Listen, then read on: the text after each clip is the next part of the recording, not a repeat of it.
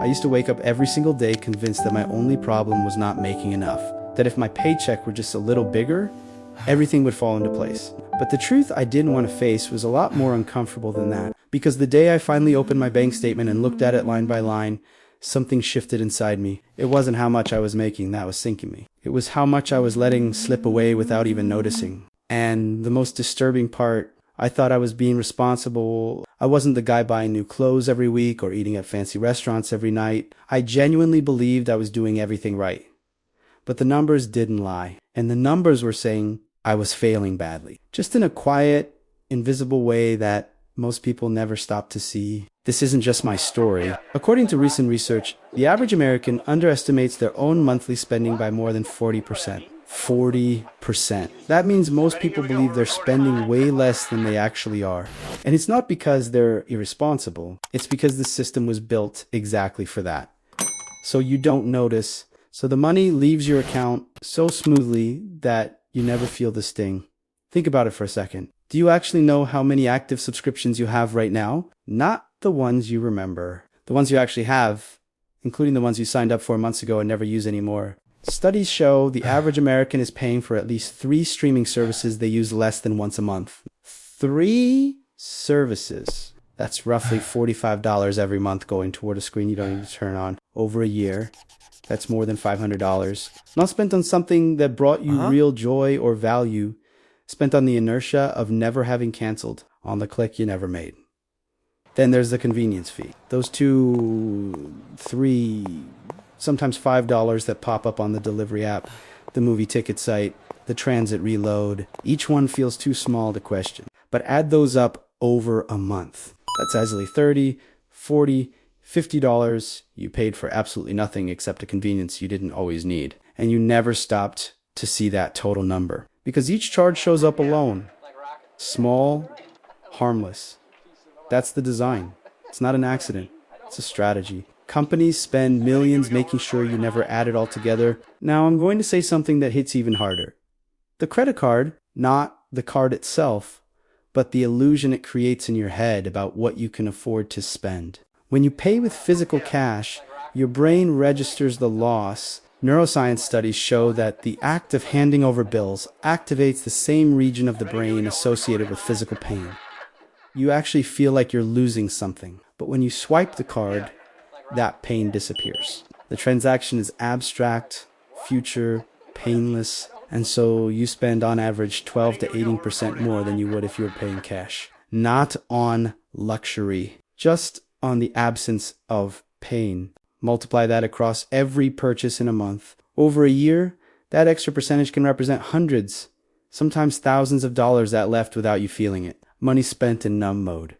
And it doesn't stop there. There's a phenomenon called lifestyle creep. It's when your income goes up and almost automatically your spending rises right along with it. You get a $500 raise. Suddenly you're in a nicer apartment, a slightly newer car, going out a little more. No conscious decision was ever made. Life just expanded to fill the space of the new money. And at the end of the month, you still have nothing left over, making more, spending more, saving the same. It's a treadmill. You run faster and you don't go anywhere. That's when I understood that my problem wasn't my income. It was that I had never made a conscious choice about what to do with every dollar that came in. I just let the money go wherever it wanted to go. And money, when you're not in charge of it, goes where it's easiest. It goes to the subscription you forgot, the fee that seemed small, the upgrade that seemed reasonable. It leaves in silence. So I did something that seemed simple but completely flipped my perspective. I took the last 3 months of my bank statements and categorized every single charge. Every one. New, skipping. And when I saw the total for each category, I sat there staring at the screen for a few minutes. Not with anger, with a kind of cold shock, because the numbers were real and I couldn't pretend they weren't. There was one category I called ghost spending. Those were all the recurring charges I had authorized at some point and never reviewed again. They added up to more than $180 a month.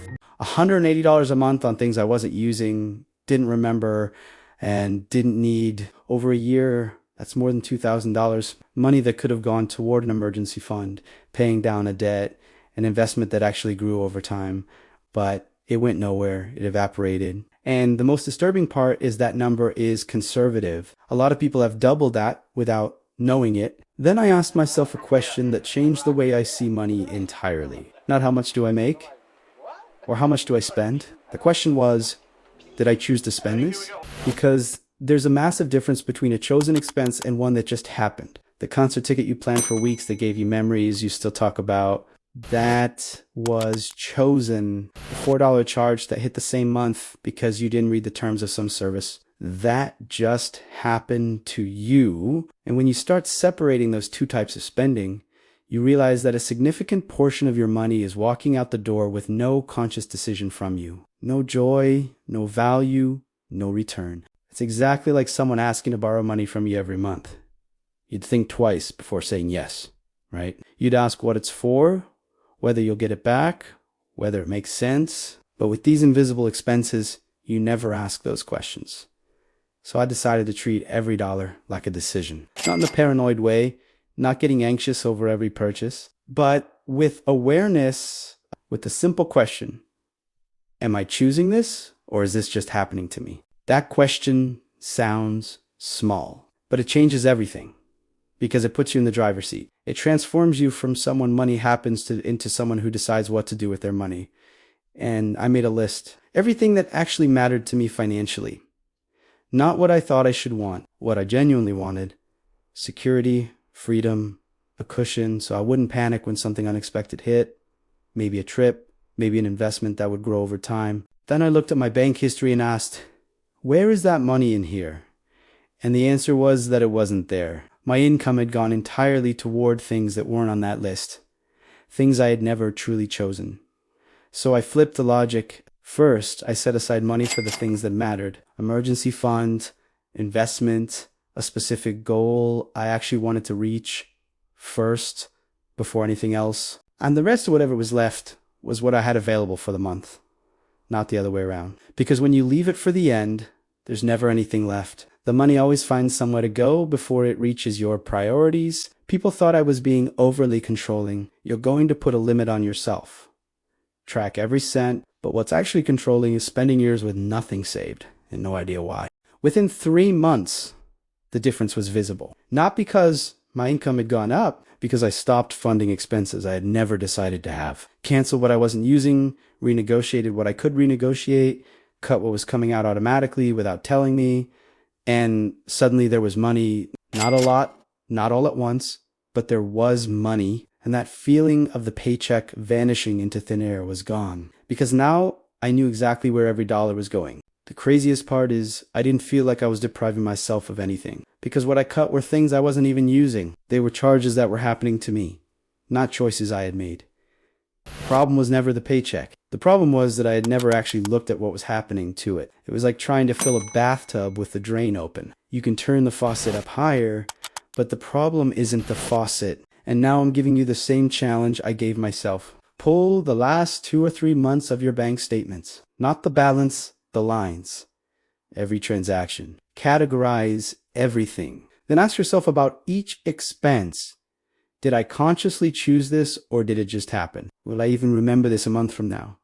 Was this on my list of actual priorities? When you see it for real, when the numbers are in front of you with no excuses, there's no way to unsee it. And once you see it, you can't pretend you didn't. You start making different choices. You start protecting your money like what it actually is. Lifetime converted into numbers. Every dollar you earned costs hours of your existence. Wasting money on invisible spending isn't just losing money. It's losing the hours you worked to generate that money. It's funding nothing with pieces of your life. And when you truly understand that, your entire relationship with money changes. It doesn't become an obsession. It doesn't become anxiety. It becomes awareness. It becomes respect for what you've built. You don't need to earn more to be in a better financial position. You need to stop funding with your money and with your time, things you never actually chose. The shift is simple to understand and hard to face. But the first step is just one. Open the statement, look at it for real, and ask yourself where your money went. Because it went somewhere, and it probably didn't go where you wanted it to. If this video made you see something you hadn't stopped to look at before, tell me in the comments what invisible expense surprised you the most when you finally checked. Subscribe to the channel to keep this conversation going every week, and leave a like if this hit home for you, because there are a lot of people out there who need to hear this.